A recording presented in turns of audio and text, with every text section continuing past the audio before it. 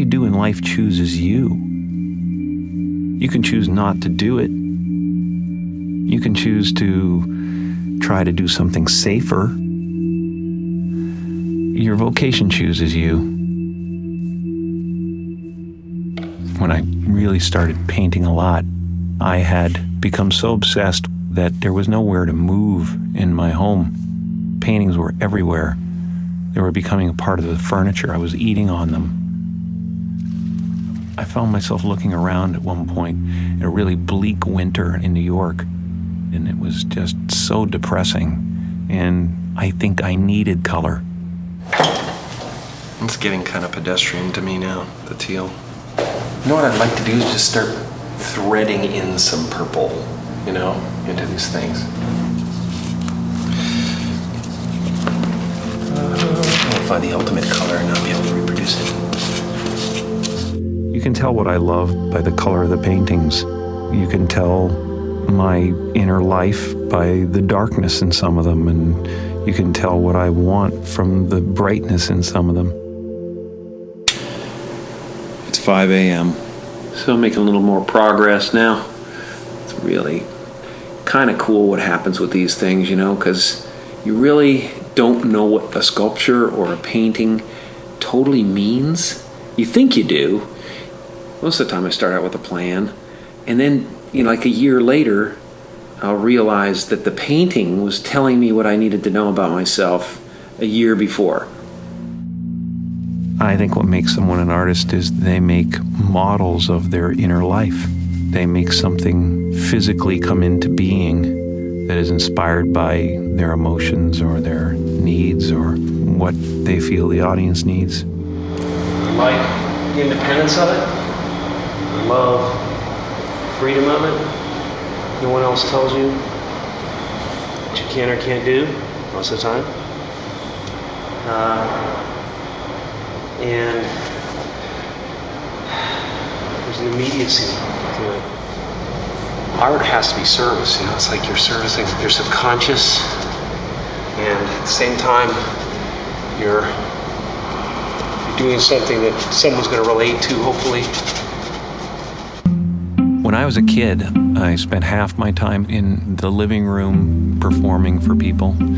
I spent the other half the time in my bedroom by myself, writing poetry and sketching. I was not the type of kid you could say, as a punishment, go to your room, because my room was heaven to me. My isolation was welcome. People that are different have a shot at being original. They got motivation too. They got motivation. I sketched all the time, but I didn't do a lot of painting. Suddenly, 6 years ago, at a time when I was trying to heal a broken heart, I decided, well, maybe I'll paint. When your heart is in love, you're floating, weightless. But when you lose that love, you have to re-enter the atmosphere. And it can get pretty rough. You're just bouncing off one molecule and onto the next, ripping through them at such a pace that they just ignite and explode. Until you find another heart that's doing the same thing, has landed and cooled, and then you start to float again.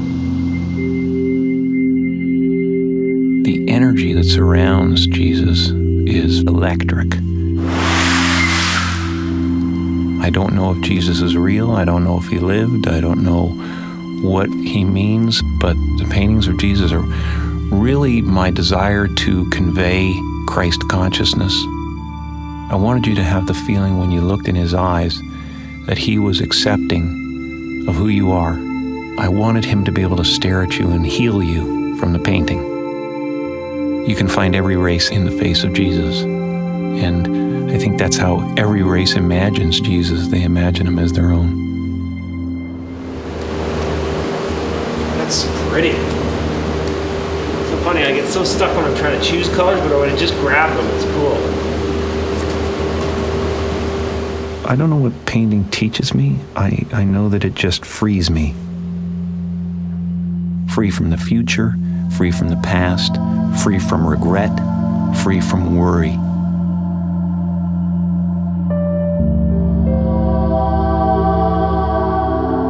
Something inside you is always telling a story.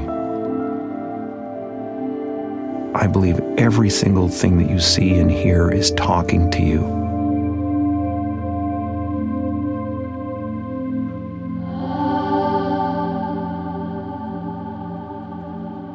You know, the bottom line with all of this, whether it's performance or it's art or it's sculpture, is love.